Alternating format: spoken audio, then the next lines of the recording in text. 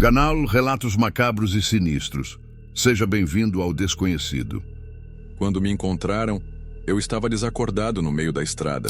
Mas o pior foi quando olharam o meu rosto. Fiquei desaparecido por 3 dias. Quando acordei, estava em um porão escuro, cercado por velas apagadas e símbolos estranhos no chão. O problema? Eu não conseguia abrir os olhos. E então, eu ouvi.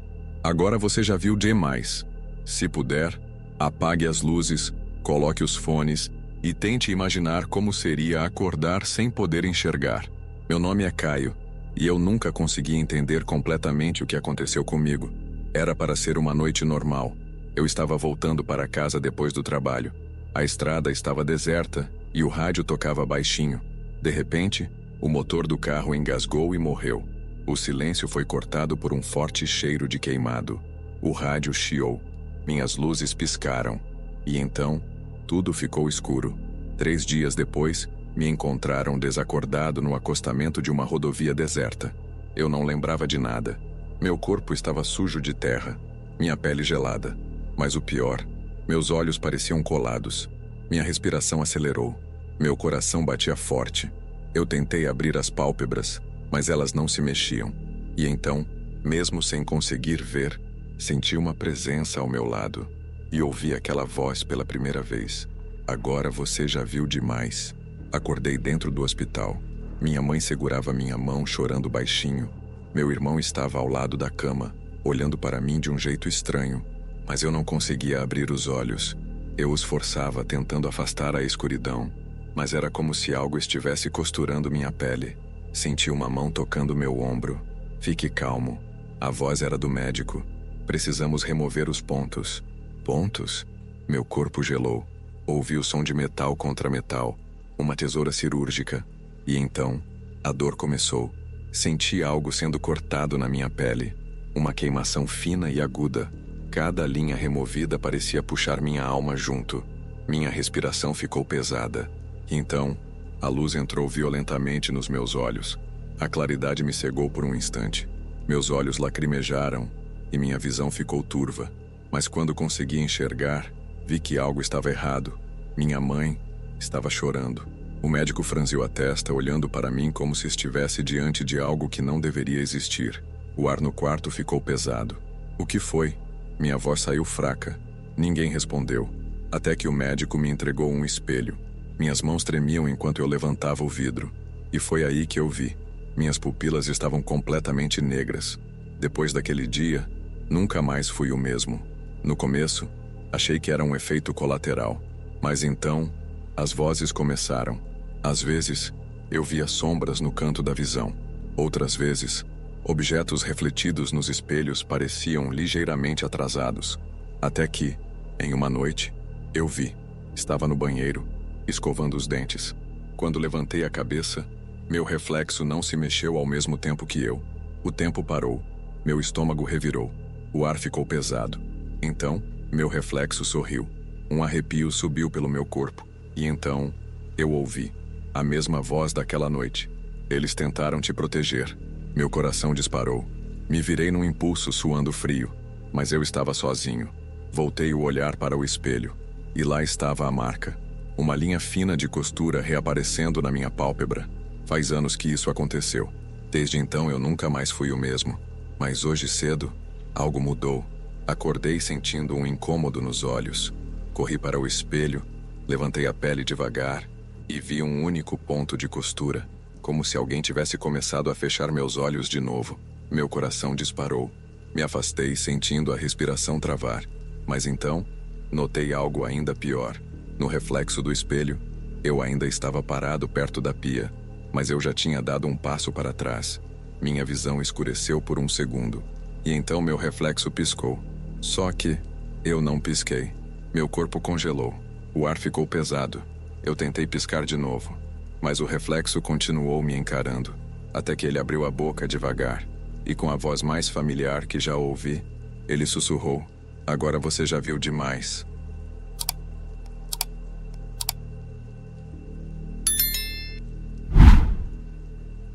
O problema começou quando percebi que ele não estava apenas me observando. Ele sabia para onde eu ia. Fiz um desafio idiota na internet. 5 minutos na frente do espelho, repetindo um nome estranho. Nada aconteceu. No dia seguinte recebi uma mensagem. Agora você pertence a nós. Se estiver sozinho, veja se a porta está trancada antes de continuar ouvindo isso. Meu nome é Leonardo, mas todo mundo me chama de Léo. Tenho 22 anos e estudo tecnologia da informação. Sempre gostei de desafios virais, aqueles testes malucos que surgem na internet. Foi assim que encontrei um jogo chamado O Ritual do Homem de Branco, em um fórum estranho. O desafio era simples: ficar 5 minutos em frente ao espelho, repetir o nome Daniel sem parar, não piscar. Fiz o ritual de madrugada com a luz apagada. Nada aconteceu. Ri e fui dormir. Mas na manhã seguinte, meu celular tinha uma notificação. Uma mensagem sem remetente. Agora você pertence a nós. Era só uma brincadeira. Ou pelo menos era o que eu pensava. Porque naquela tarde eu vi ele pela primeira vez. Aconteceu no metrô. Eu estava distraído rolando o feed do celular, quando senti um arrepio estranho. Olhei para a plataforma e lá estava ele. No meio da multidão, um homem vestido de branco parado me observando. Fiquei encarando por alguns segundos. Ele não piscava. O trem chegou. Olhei para o lado por um instante. Quando voltei o olhar, ele tinha sumido. Naquele momento achei que fosse coincidência. Mas no dia seguinte ele estava do outro lado da rua me observando. No terceiro dia vi seu reflexo no vidro de um carro parado atrás de mim. Quando me virei, ele não estava lá. Comecei a pesquisar sobre o desafio, mas o post tinha sido deletado do fórum. Tentei buscar pelo nome Daniel na internet. Nada. Nenhuma referência. Como se nunca tivesse existido. Foi então que meu coração congelou. No Instagram, alguém editou uma foto minha. No fundo, em meio à multidão, o homem de branco estava lá. Eu não lembrava dele naquele dia, mas agora, ele estava na foto e parecia mais próximo.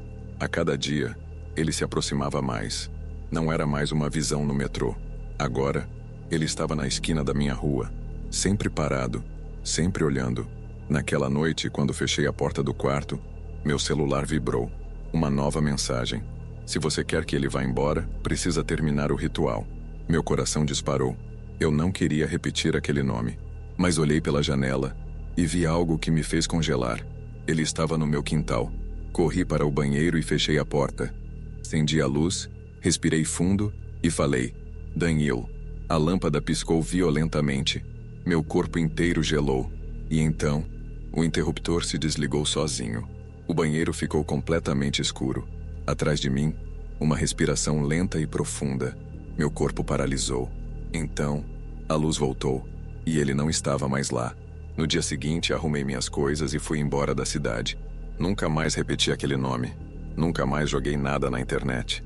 Mas hoje cedo, quando entrei no ônibus, senti um calafrio.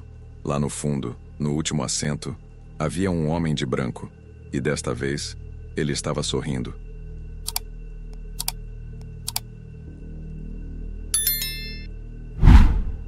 A farsa cortava a pele e ele não gritava, como se já estivesse aceitando o que ia acontecer.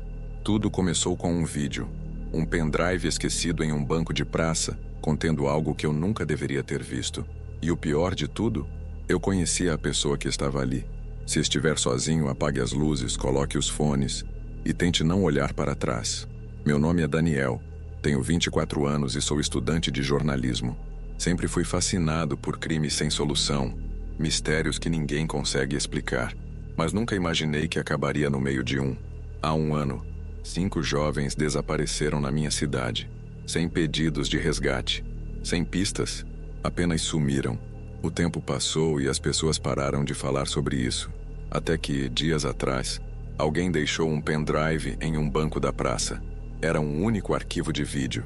No começo, a imagem tremia, como se alguém estivesse filmando escondido.